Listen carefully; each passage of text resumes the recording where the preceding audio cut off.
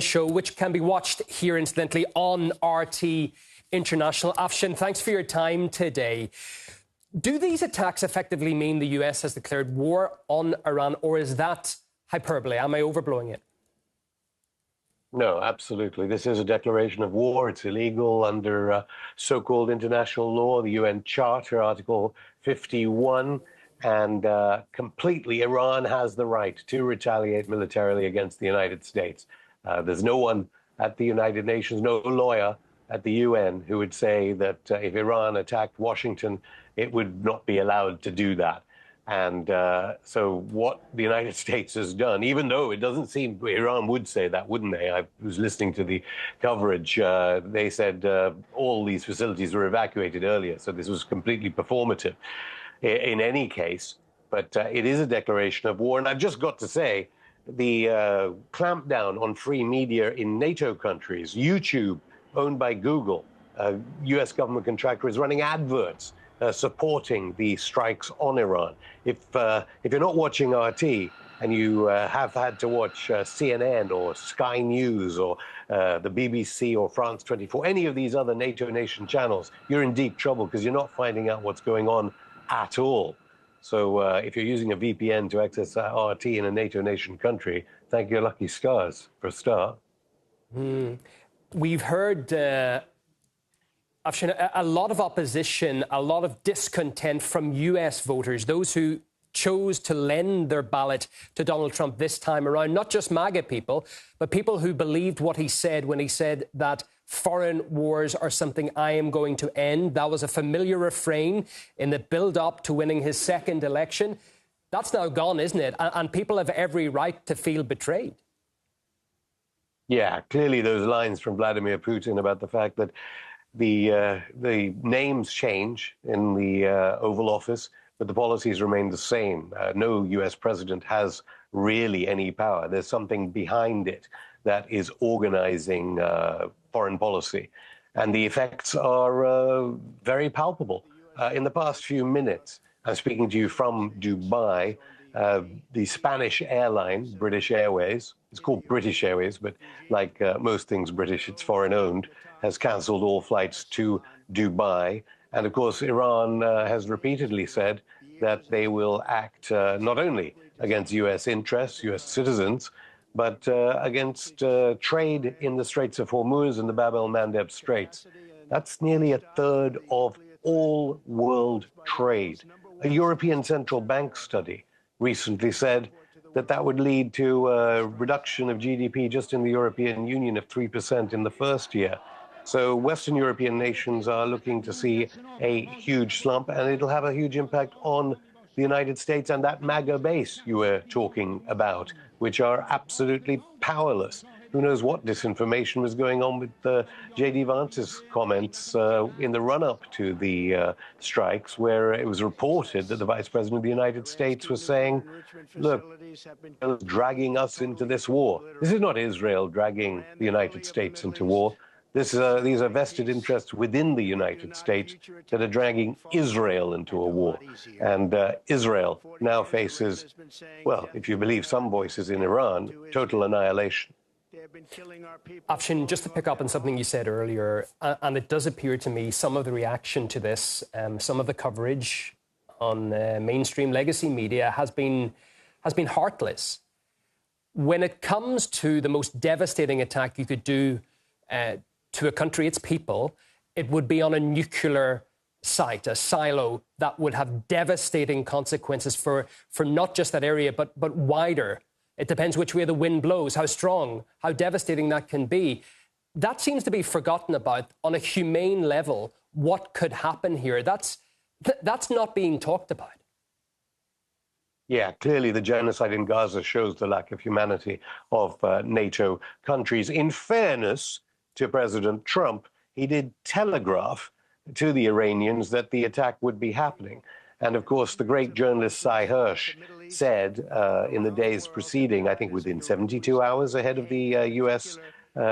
declaration, in effect, of war on Iran, that the United States would bomb Iran over the weekend. Sy Hersh, of course, dismissed by that legacy media you speak of, notably when he spoke of the CIA destruction of the Nord Stream pipeline, helping to destroy Germany's economy, the most powerful in Europe.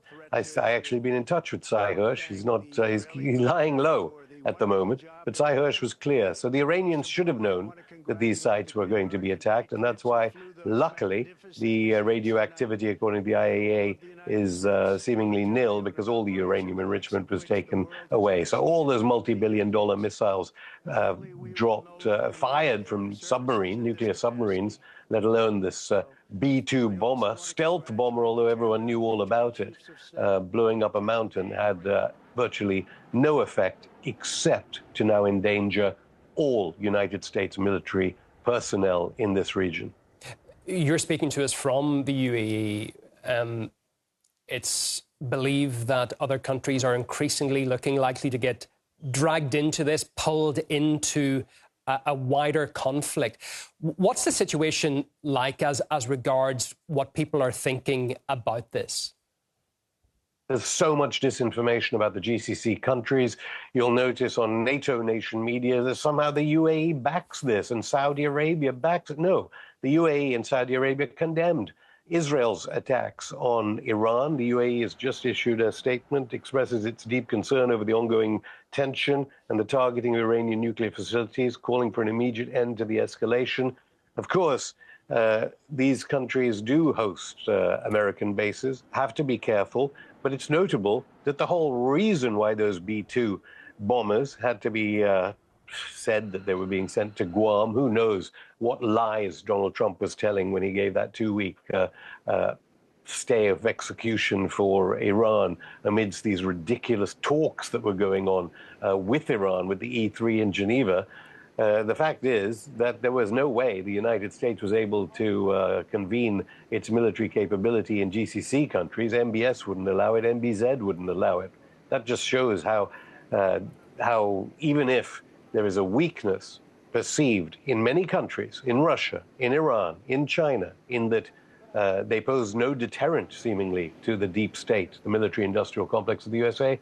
At the same time, the United States is despised by the global South and can no longer use its assets comfortably in these different countries. And if they do, like, for instance, the largest base in Qatar, we just have to wait and see what the Iranian response would be. We've seen how Tel Aviv and Haifa have been destroyed, or not destroyed, but hit by the new generation of Iranian missiles in the hours that came after Donald Trump's attacks. Who wins now when it comes to those whispering in Trump's ears, the Hawks or Tulsi Gabbard, etc., who has been sidelined recently, somebody who has called for negotiations with Iran rather than attacks? Who does Trump listen to going forward?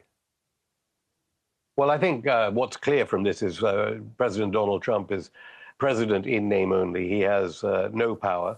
Credit has to be given to Donald Trump in that he tried to avert Armageddon as regards the proxy war on Russia through Ukraine. On Going Underground, we speak to a former colonel in Russian military intelligence. And, of course, he tells us that the fact that Trump has seemingly pivoted away from the proxy war on Russia, there is no way the United States can supply enough ammunition for the oncoming war that is about to start here in West Asia, means at least Trump saved us from that. Trump did try and telegraph to the world that he was being forced into what he was doing. But don't believe anything that is being said from the White House, from Donald Trump. Try and decode it. As for Colonel Tulsi Gabbard, the Director of National Intelligence, she said those words in Congress that Iran wasn't developing a nuclear weapon. And then quickly, in the hours preceding the strikes on Isfahan, Fordow, and what's the other site? There's nothing there in these Iranian sites. Said, no, I was being misquoted, when, of course, all intelligence agencies of the United States were squarely behind the idea that Iran was not trying to build a nuclear weapon. Anyway, I think now any country watching this will be building nuclear weapons. The proliferation of nuclear weapons, the absurd nature of the IAEA, the UN institutions, the frameworks of these international bodies has been shown to be a lie. And where is Antonio Guterres? Now Article 51 has been violated by the United States of America. We learned during the recent media conference by Abbas Araghchi, the Iranian foreign minister, that he's on his way to Moscow and he will be meeting with the Russian leader tomorrow. There is no defense pact between Moscow and Tehran. There is as he called it, a valued strategic partnership, and he said that serious consultations will be happening. What will he expect from Russia? So the Iranian foreign minister decided to spend his time with British, German, and who's the other member of the E3 vassal U.S. states in the hours preceding the French one as well in Switzerland, yeah. Iran. What was that all about? Iran has made mistake after mistake after mistake in its trust of these NATO powers. It recalls Vladimir Putin's mistakes at the Minsk agreements.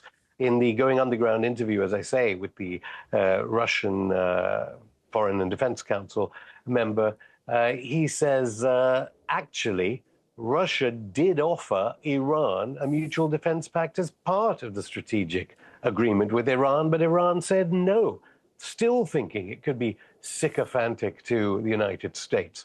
Iran does not come out well out of this, just as Russia didn't come out well, arguably in response to the US-backed coup in Kiev in 2014. A lot of global South nations seem to have to wake up and understand what sort of world we live in. And it's a world that, unless the United States believe there is a deterrent on the other side, will strike you. It's something that they had better come to terms with as regards Beijing's foreign policy, because at least China reportedly has been supplying weapons to Iran.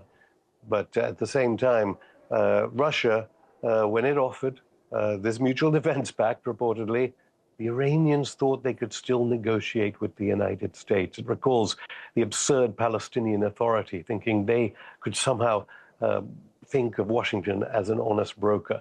The cards have fallen now. The world knows where it stands. And this century, especially when I'm speaking to you from Dubai, is definitely one for BRICS, the Shanghai Cooperation Organization. So the United States striking a key member of the Shanghai Cooperation Organization, a key member of BRICS, Iran, is laying the gauntlet out.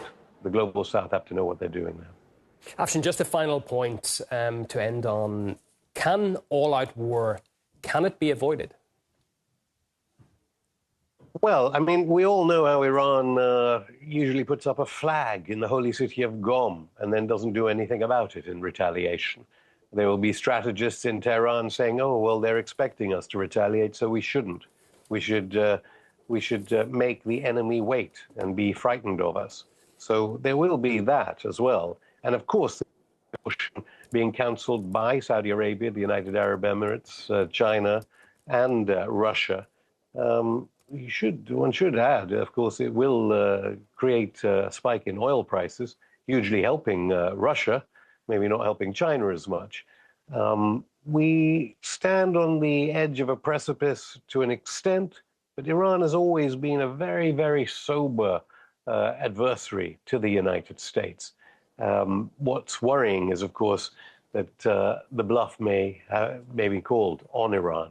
And we saw the bluff being called by Lebanese resistance groups like Hezbollah in the past. If Iran doesn't make some kind of move, it's likely that Israel will increase its pressure on Iran. The world war, though, will be fought arguably by the working classes of NATO countries, who will suffer more than they've already suffered because of the proxy war on Russia as their living standards decline. And I've got to tell you, life expectancy in South Dakota is 66. That's less than Yemen or Gaza, obviously, before the genocide began. The United States, people reporting on only a global war is really a global war by oligarchs in NATO countries against their own populations. BRICS, Shanghai Cooperation Organization countries, they don't want a global war. They want to forge a new world of multipolarity, and it's now being threatened. Let's see if they can somehow use peaceful means. It'll be painful in terms of world trade. It'll be painful in terms of declines in GDP. But maybe they can forge that new world without a global kinetic war. British broadcaster Afshin Rattansi, host of Going Underground. We appreciate your time, sir. Thank you.